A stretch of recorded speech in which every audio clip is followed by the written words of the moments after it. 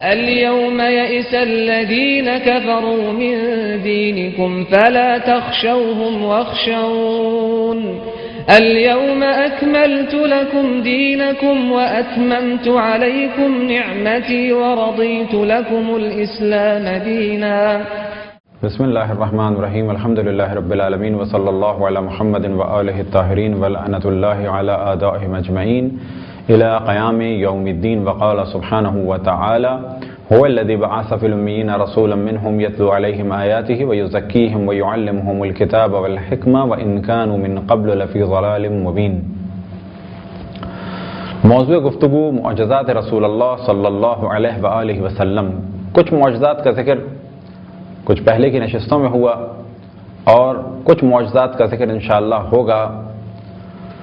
معجزات رسول اللہ صلی اللہ علیہ وآلہ وسلم میں سے ایک مشہور معجزہ کہ جس کا ذکر بحار الانوار میں علامہ مجلسی نے جلد 9 میں کیا. ہاں فرماتے ہیں کچھ یہودیوں نے آ کے رسول اللہ صلی اللہ علیہ وآلہ وسلم سے تقاضا کیا معجزے کا اور کہا کہ ہمارے ساتھ چلیں. پہاڑ کے پاس لائے اور کہا کہ اس پہاڑ سے کہیں کہ یہ آپ کی رسالت کی گواہی دے تو ہم مان لیں گے.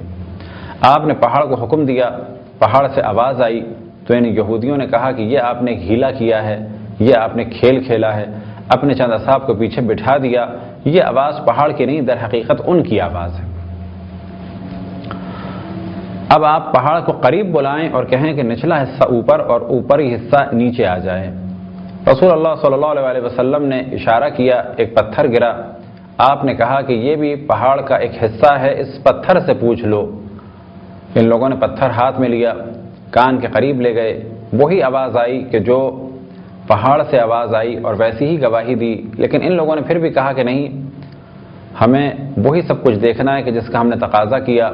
یہ سب کے سب کچھ فاصلے تک چلے اور جب دور چلے گئے تو رسول اللہ صلی اللہ علیہ وآلہ وسلم نے حکم دیا. پہاڑ اپنی جگہ سے بلند ہوا, آگے بڑھا اور آ کے رسول اللہ صلی اللہ علیہ وآلہ وسلم کی خدمت میں سوال کیا کہ کیا حکم ہے. تو آپ نے جواب دیا کہ یہ لوگ چاہتے ہیں کہ اوپر کا حصہ نیچے اور نیچے کا حصہ اوپر آ جائے. کچھ دیر کے بعد پہاڑ 2 حصوں میں تقسیم ہوا, اوپر کا حصہ نیچے اور نیچے کا حصہ اوپر گیا اور اس پہاڑ نے اس طریقے سے آپ کی رسالت کی گواہی دے. لیکن اس کے باوجود یہودیوں نے اقرار نہیں کیا. معجزات رسول اللہ صلی اللہ علیہ وسلم میں سے ایک معجزہ جو جناب ابو ایوب انصاری کے گھر میں پیش آیا, وہ فرماتے ہیں کہ ایک دن رسول اللہ صلی اللہ علیہ وسلم کو میں نے دعوت سے بلایا تو ہمارے ہاں 3 سیر گندم اور 1 بکری کے بچے کے علاوہ کچھ نہ تھا. لہذا میں نے بکری کے بچے کو ذبح کیا اور گندم کی روٹی پکوائی. رسول اللہ صلی اللہ علیہ وسلم کی دعوت کی, آپ تشریف لائے اور آپ نے فرمایا کہ جتنے بھی لوگ ہیں ان سب کو کہہ دو کہ آج کھانا ابو ایوب انصاری کے گھر میں کھائیں. اعلان کر دیا گیا. گھر اور اطراف سب لوگ جمع ہو گئے.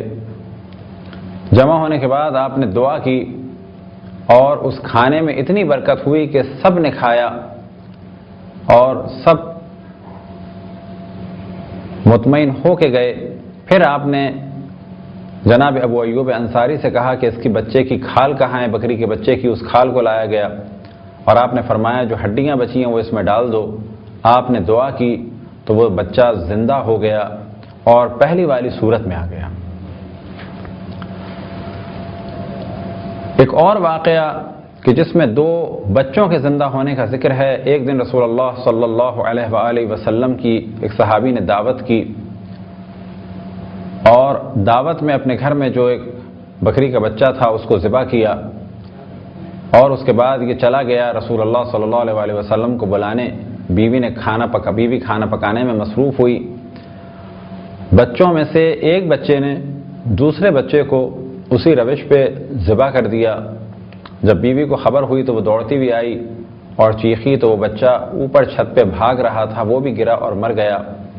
اسی دوران رسول اللہ صلی اللہ علیہ وسلم تشریف لائے لیکن بیوی نے اس واقعے کو چھپا لیا. آپ کے سامنے کھانا پیش کیا. اللہ سبحانہ و تعالیٰ کی جانب سے حکم ہوا کہ بچوں کو بلاؤ. رسول اللہ صلی اللہ علیہ وسلم نے کہا کہ بچوں کو لے کے آؤ تو بیوی نے کہا کہ وہ گئے ہوئے ہیں. پھر دوبارہ آپ نے شوہر سے کہا کہ نہیں بچوں کو لے کے آؤ تو بیوی نے شوہر کو بتایا کہ ماجرا کیا ہے. شوہر بچوں کی لاشوں کو لے کے آیا. آپ نے دعا کی اور دونوں بچے اسی وقت زندہ ہو گئے۔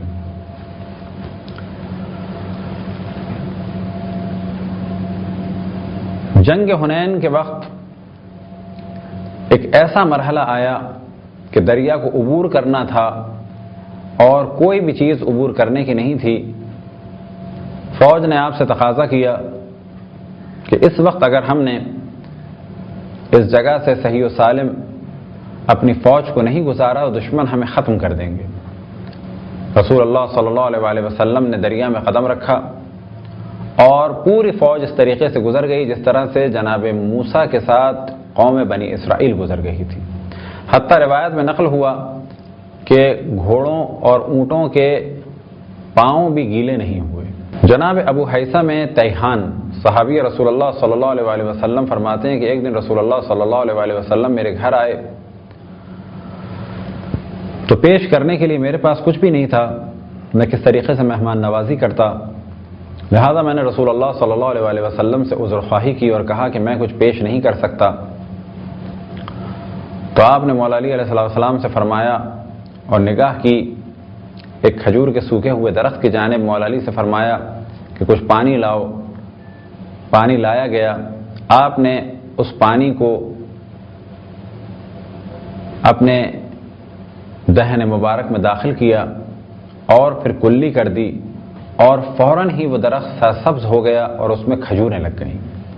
البتہ ایک جملہ ذہن سے نکل گیا تھا، وہ یہ کہ جناب حیثم ابن تیہان نے ساتھ میں ایک اور چیز بیان کی کہ جو کچھ میرے پاس تھا وہ میں اپنے پڑوسیوں کو پہلے دے چکا ہوں، اس وقت کچھ نہیں ہے۔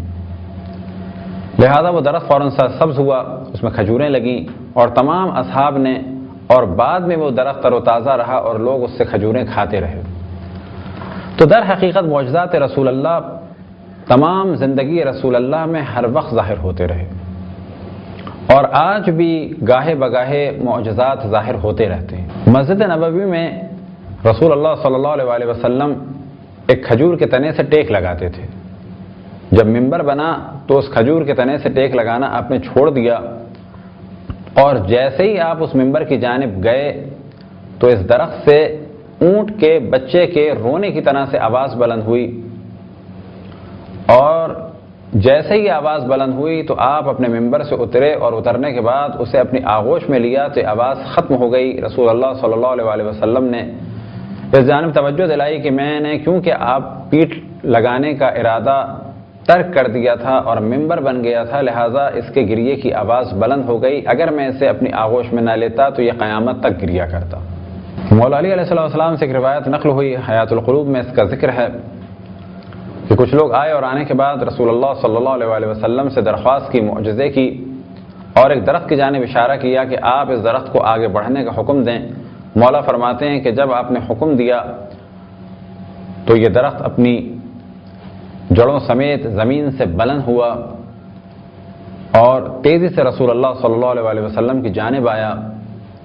پھر آپ نے حکم دیا کہ تم 2 حصوں میں تقسیم ہو جاؤ، کیونکہ ان کا تقاضا تھا کہ 2 حصوں میں تقسیم ہو جائے، تو 2 حصوں میں تقسیم ہو گیا۔ پھر ایک حصے کو پیچھے جانے کے لیے کہا، وہ چلا گیا۔ پھر دوسرے حصے سے بھی کہا کہ جا کے اس کے ساتھ ملحق ہو جاؤ، تو پھر وہ ہو گیا۔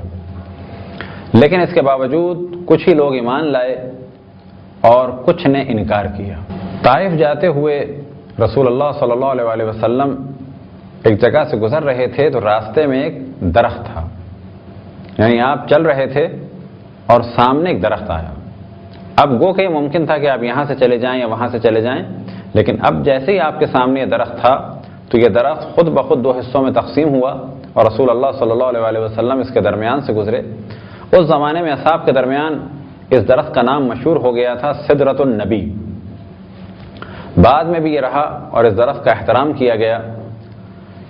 اسی طرح سے کچھ اور درختوں کا واقعہ ہے۔ کھجور کا درخت آپ کے راستے میں تھا اور وہ خود بخود تقسیم ہو گیا، اور پھر رسول اللہ صلی اللہ علیہ وسلم نے حکم دیا تو وہ درخت دوبارہ آپس میں مل کے ایک سابقہ درخت کی صورت اختیار کر گیا۔ بحار الانوار میں معجزہ جناب سلمان فارسی کے ذمہ میں بیان ہوا۔ جناب سلمان فارسی مختلف حالات اور واقعات سے گزرتے ہوئے جب سرزمین حجاز پہنچے تو بعض جگہ اس قسم کا اشارہ ہے کہ آپ کو کچھ لوگوں نے بیچ دیا، یہاں تک کہ آپ ایک یہودی کے خدمت گزار ہو گئے۔ جناب سلمان تو اسی انتظار میں تھے کہ رسول اللہ صلی اللہ علیہ وسلم کا دیدار کا شرف حاصل کریں، لہذا جب آپ مسجد قباء کے پاس پہنچے تو کیا دیکھا کہ وہی ہستی کہ جس کا وہ انتظار کر رہے ہیں وہ نگاہوں کے سامنے ہے، لیکن یقین کے لیے آپ نے کچھ کھجوریں پیش کیں اور کہا کہ آپ لوگ سفر میں ہیں، یہ صدقہ ہے۔ تو رسول اللہ صلی اللہ علیہ وسلم نے ان کھجوروں کو نہیں کھایا اور قریب بیٹھے بعض اصحاب کو دے دی اور کہا کہ تم لوگ یہ کھاؤ۔ بعد میں وہ اور کھجوریں لائے اور لانے کے بعد کہا کہ آپ نے صدقے والی کھجوریں تو نہیں کھائیں، یہ ہدیہ ہے۔ تو آپ نے ان کھجوروں کو تناول فرمایا۔ اس کے بعد وہ آپ کی پشت مبارک کی جانب نگاہ کر رہے تھے، کچھ دیکھنا چاہ رہے تھے۔ رسول اللہ صلی اللہ علیہ وسلم نے پشت سے قمیض ہٹائی، جیسے ہی انہوں نے قمیض ہٹائی تو انہوں نے مہر نبوت کی زیارت کی اور اس کے بعد مہر نبوت کو چوما اور اقرار کیا رسول اللہ صلی اللہ علیہ وسلم کی نبوت کا، اور پھر اس کے بعد عرض کی کہ میں اس وقت ایک یہودی کے ہاتھ میں ہوں اور اس کا غلام بنا ہوا ہوں، میں کیا کروں؟ تو آپ نے فرمایا کہ تم جا کے اسے بتاؤ کہ میں مسلمان ہو گیا ہوں، تم مجھے آزاد کرو اور اس کے بدلے تم کیا چاہتے ہو؟ تو یہودی نے کہا کہ تم 500 کھجور کے پودے لگاؤ اور جب وہ پھل دینے کے قابل ہو جائیں گے تو میں تمہیں آزاد کر دوں گا۔ اور اسی طرح ایک مقدار سونے کی بتائی کہ جو بڑی مقدار تھی۔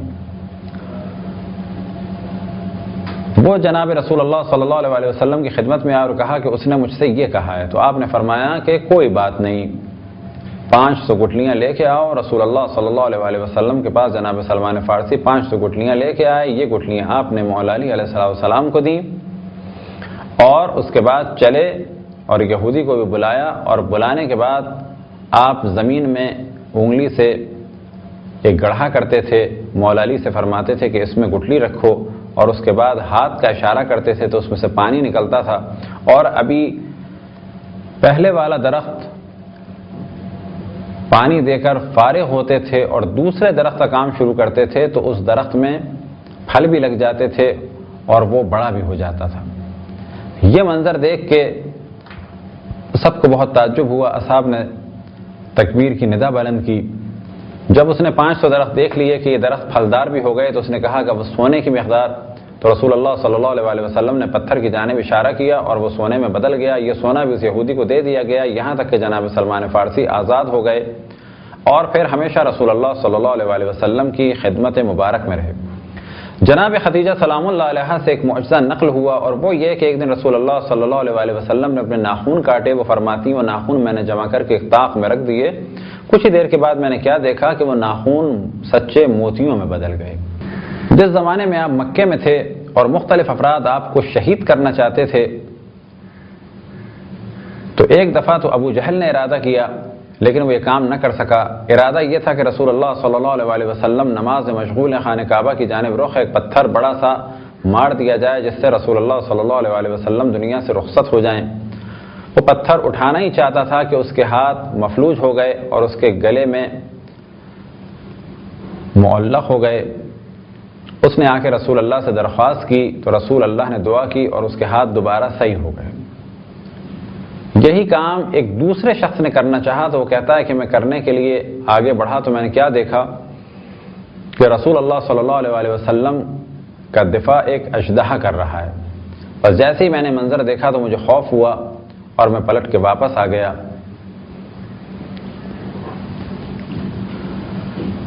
ہجرت کے معجزات میں سے ایک معجزہ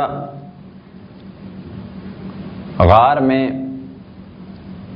ہجرت کے معجزات میں سے ایک معجزہ کہ جب آپ ہجرت فرما کر مکے سے مدینے کی جانب رواں دواں تھے اور جس غار میں آپ نے پناہ لی اس غار میں مکڑی نے جالا بنایا، کبوتر نے انڈے دیے، اور جب جناب ابو بکر گریہ فرما رہے تھے تو آپ نے فرمایا کہ گریہ نہ کرو۔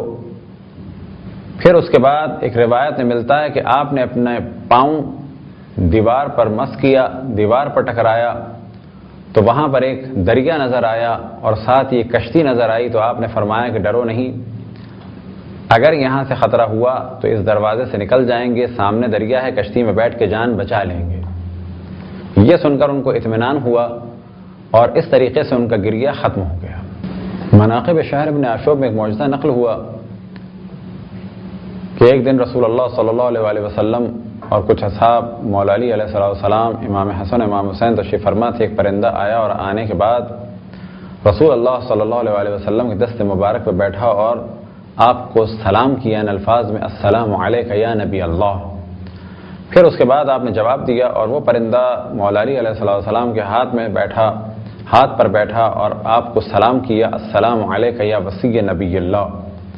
آپ نے جواب دیا. پھر امام حسن اور پھر امام حسین کے ہاتھ پہ بیٹھا اور دونوں کے ہاتھ پہ بیٹھنے کے بعد اس پرندے نے سلام کیا دونوں ائمہ کو، السلام علیک یا خلیفۃ اللہ. آپ نے سوال کیا کہ تم، اور اشارہ کیا شخص کی جانب کہ ان کے ہاتھ پہ کیوں نہیں بیٹھے؟ تو کہا کہ میں اس نجس زمین پہ نہیں بیٹھتا، میں اس زمین پہ نہیں بیٹھتا جس پہ گناہ ہوا ہو، جائے کہ اس ہاتھ پہ بیٹھوں کہ جو گناہ میں مبتلا رہا ہو. یہ چند معجزات تھے جو آپ کے سامنے بیان کیے. انشاءاللہ کچھ اور معجزات کو بھی بیان کریں گے. خداوند تبارک و تعالیٰ سے دعا ہے کہ بحق محمد وآل محمد ہمیں اپنے رسول، اپنی حجتوں، خصوصاً امام زمان علیہ السلام کی معرفت اور اطاعت کی توفیق عطا فرمائے. وصلی اللہ علی محمد وآلہ الطاہرین.